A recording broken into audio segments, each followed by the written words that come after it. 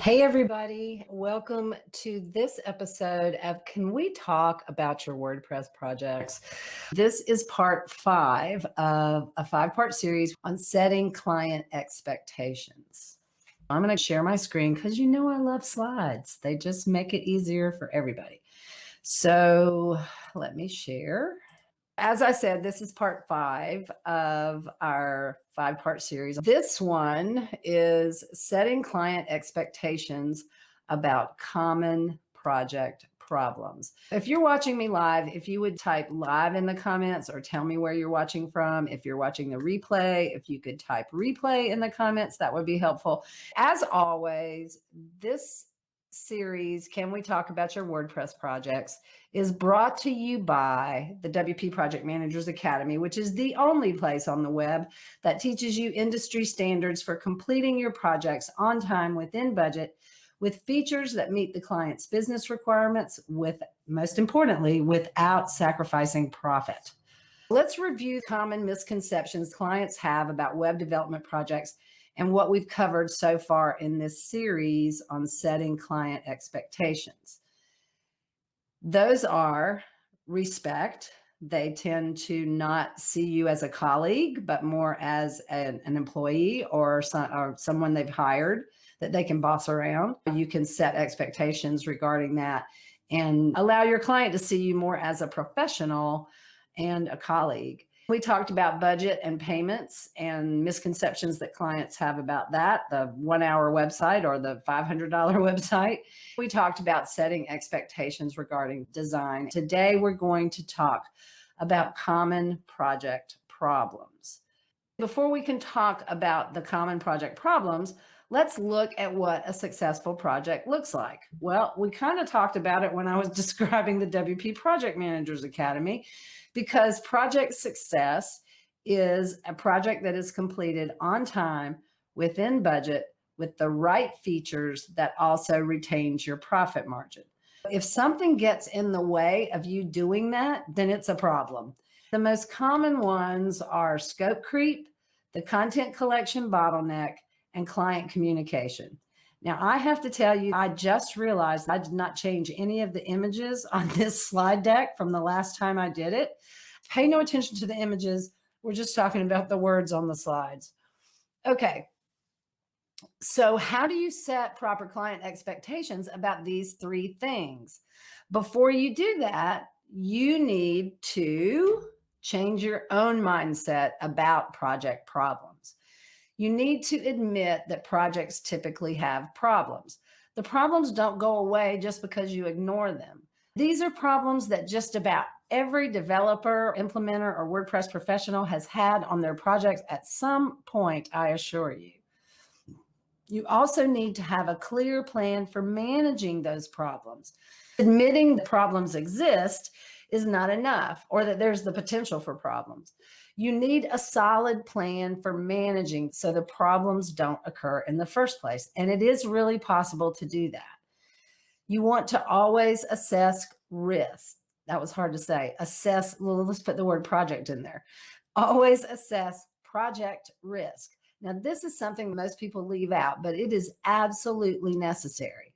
There are 2 risks that are inherent on every project. So that should be a standard section of your proposal.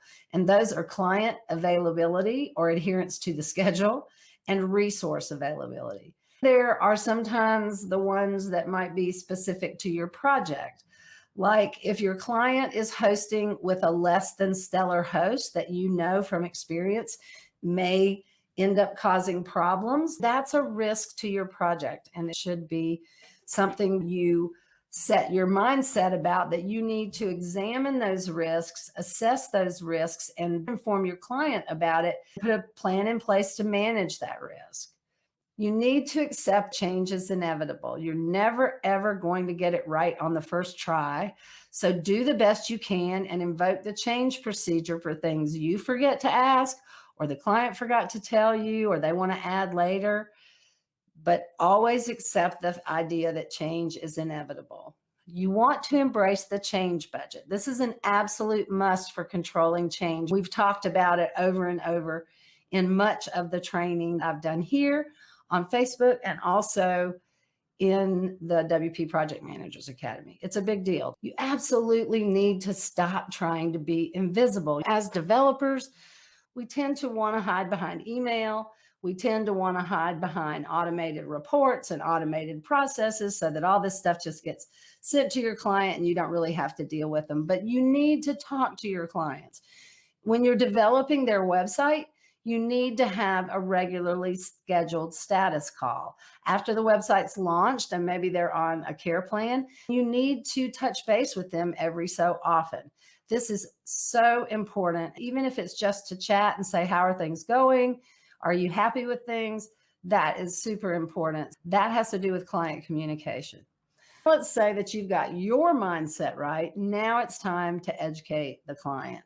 Here are opportunities to do that. You can educate the client in the pre-proposal meeting. As you're asking them questions, you can explain some of your processes surrounding scope creep, content collection, and communication, even that early. You wouldn't want to put out this big diatribe of what your processes are, but tossing that into the conversation is a good way to begin setting expectation for the client and educating them.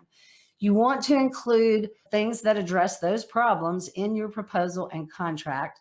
You want to discuss it as you're walking through the proposal and contract with the client, because we are not big fans of dropping things off with the client and then waiting for them to call you. It's not usually the best way to get the deal. You also want to mention these things anytime it seems appropriate, and don't be afraid of repeating yourself, because repetition is how people learn things. The most important thing about educating your client about common project problems is to explain what's in it for them. How is this thing that you're doing to control these project problems, how is that going to help them? We know how it's going to help us. We're going to make sure we get paid for everything we do. We're going to make sure there are no bottlenecks on the project and that sort of thing. When you're setting expectations surrounding scope creep, you want to have a solid change control process with a change budget. You want to put that in your proposal or contract because you need to make sure your client agrees with the way you're going to control scope creep with your change control process. You need to invoke that change control process without exception. Those of you who've been following me for a while and watching my training know I say that over and over and over, to the point where people get sick of it. But as I said, repetition is how people learn things, and you need to invoke change control procedure without exception. I don't care how small the change is. The next one is content collection. We did several trainings on using a content first approach, why that's the best way to go, how it should drive design, and how it should drive development. You want to provide incentives for your clients to meet their commitments regarding the content collection. You also want to determine what your penalties are going to be for them not meeting those dates. Again, you want to put all this in your proposal and your contract because you want to make sure your client agrees with your approach. Once you've established this approach and the clients agreed to it, don't waver from it. Don't give allowances and say, oh, that's okay, you can just get it to me next week, even though they were supposed to have it to you this week. Because once you start doing that, once you start backing off from your processes, it's just human nature. You shouldn't be mad at them. It's just human nature. They're going to take advantage of it. They're not taking advantage of you. They're taking advantage of the situation you said was okay to be a little bit late. Okay. You need to invoke your penalties and your incentives just as you laid out in your proposal and contract. Finally, for client communication, you want to set reasonable boundaries for communication. When is it okay to call? What are your normal hours? You take phone calls or emails. You need to set all that out in your communication plan.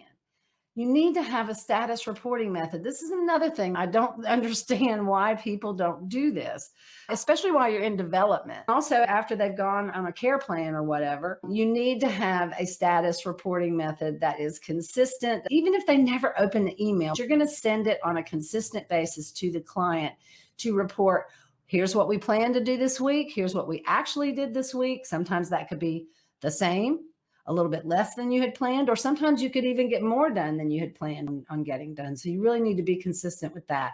You want to put your communication plan in your proposal or your contract because you want to make sure your client agrees to it. Don't give out personal contact information without a disclaimer. Some people have a business line and their personal line. Some people just use the one line. Some people have a work email and a private email or a personal email. Let's say you have the two different phone numbers, an office phone and your personal phone. But let's say a client had an emergency. Because of that emergency, and y'all were working over the weekend to solve the problem or whatever is happening, and you gave out your personal number, make sure you give them a disclaimer. They should only use that number for this one particular incident, and they should go back to the regular plan after this crisis is averted. And never be afraid of over communicating. Sometimes we're afraid to tell clients things because we're afraid how they might interpret it, but you cannot communicate enough and you cannot educate your clients enough. It just makes the whole project run more smoothly when the client understands why you're doing what you're doing. If you need help with any of this, let me tell you where you can go to get that help. Surprise, surprise, the WP Project Managers Academy, our free program, which is the WordPress Project Management 101 roadmap. Inside that roadmap, we have these 3 modules: proposal best practices you shouldn't ignore, the 2-document proposal method, and that's new because we were just using one proposal. Now we're splitting our contract and our proposal into 2 separate documents, fashioned after Nathan Ingram's monster contracts, and then a module on how to write better WordPress requirements. When you join our free program, the downloads you get for the proposal stuff, these are not all the downloads in the program. There's a ton more, but these are the downloads you get that will help you with what we were talking about today. The pre-proposal questionnaire. I give you an annotated proposal outline and an annotated MSA outline. MSA stands for Master Services Agreement. That's really the contract part. The proposal part is the part that changes from project to project. The MSA stays the same from project to project. That's your standard stuff. And it's all the legalese your attorney needs to have in there to cover your rear end should something awful happen. If you need more help beyond that, consider upgrading to the premium program where you get access to the complete project management roadmap for WordPress. There are 3 out of 12. There's actually a total of 12, but there are 3 smaller roadmaps that specifically help with the 3 problems we mentioned today: the proposal roadmap, the content collection roadmap, and the scope creep elimination roadmap. We talk about client communication all the way through the program, so there's not a client communication roadmap because that applies to every single one of the other smaller roadmaps. There are more templates and guides in this program. In the proposal roadmap, we're giving you a proposal best practices checklist, your initial discovery best practices checklist, estimating best practices checklist, because after all, that's part of creating your proposal. We're giving you the project plan that we use for the roadmap, the proposal pre-flight checklist, like what do you need to check right before you submit that proposal to the client. Example language for WordPress project proposals. In the 101 roadmap, we give you the outline of the proposal and we tell you what should be in each section. In the premium program, we give you the language that you can take and modify for your own use. We do the same thing for the MSA. We also give you a sample WordPress proposal so you can see how to lay these things out. I have one disclaimer here. When I'm talking about this 2-document proposal process, I updated most of the pieces of that in Project Management 101. I'm not finished with it in the premium program. I also need to go back and do a double check in the PM 101 program because I believe there's some tweaking I need to do. As I do these updates, I will definitely let you all know about it. But what's out there right now is pretty darn close to what the final will actually be. In the content collection roadmap, the downloads we give you is a sample content collection process. You can take the one we use and modify it so it meets your needs for your clients and the types of projects you work on. We have a client expectations guide for content that goes way deeper into setting those expectations regarding content collection. We've got the ROM estimate calculator spreadsheet. Now, what the heck is that? ROM stands for rough order of magnitude. In the roadmap, we teach you how to estimate the content as part of your estimate at the very beginning of the project as you're creating your proposal, and how to calculate that rough order of magnitude so you can really get a handle on how much work is going to be involved, whether it's you're doing it, a third party's doing it, or the client's doing it. It's still a good idea to have this estimate of how much content there, and that content needs to be collected, organized, and all of that. That spreadsheet makes it way easier, way less time consuming. We teach you inside the program how to create wireframes with Elementor, and we give you an Elementor wireframes template to use. We also recommend using Content Snare for content collections. We give you Content Snare tips and tricks, and also a content collection roadmap implementation checklist, so you can go through and make sure you've got all your ducks in a row. We have a ton of downloads in the scope creep elimination roadmap because we're giving you that change management process. We give you an example so that you can take and create for your agency. That is your overall overarching change management process. We give you a sample change control procedure, the one you would present to the client. The change request form, the change log template, the agency acceptance management process, which is similar to the agency change management process. This is the one that is internal as your standard operating procedure. You've got an acceptance procedure you give to the client, include in your proposal. We've got an example of that for you. A deliverable acceptance form, a project acceptance form. We've got a client expectations guide for change too that walks you through in a deep level of how to go about setting those expectations regarding change. We've got a change control implementation checklist as well. The good news is I have extended the full launch special. Remember, the PM 101 roadmap is absolutely free. Join the Academy, go through that, see if it works for you. If you want to upgrade to the premium membership to get all those extra downloads and all the extra guidance, we have extended that full launch special. I'm not sure how much longer I'm going to extend it. It might be till the end of February, it might be till the end of March. I'm really not sure. But you can cancel anytime. That is currently at $55 a month. And I have it out there. It's going to go up to $79 a month. But I've had some conversations with people, and it might not go that high. It's definitely going to a higher rate than $55 a month, but it might not go all the way to $79. I have to talk to my mentors and business coach people to see what they think. But you can go ahead and enroll now to avoid whatever price increase might be coming. And I will definitely let you guys know long before that happens. If you want to continue this conversation about setting expectations regarding these common project problems, we meet every Friday for a casual and relaxed chat at 11 o'clock in the morning. This is where we generally follow up from our live training on Monday. It gives you a chance for Q&A, or generally we just talk about the challenges of running an agency in our current world. Everybody has an opportunity to contribute or not contribute. You can just watch, or you can provide your tips and tricks for everyone to benefit from. Coming up in the Monday live trainings, starting next Monday, we are going to do a session on, do you really need a niche, and how you would go about figuring out what your niche should be. On the 22nd, I am so excited because Hans and Donata Skillrud, they recently got married. They have a product called Termageddon. They're going to talk about how to use privacy policies and other required legal disclaimers on a website as both a lead generator and for recurring revenue. That's all I have for you today. Until I see you on Monday, remember to stay productive, stay strong, and never stop learning.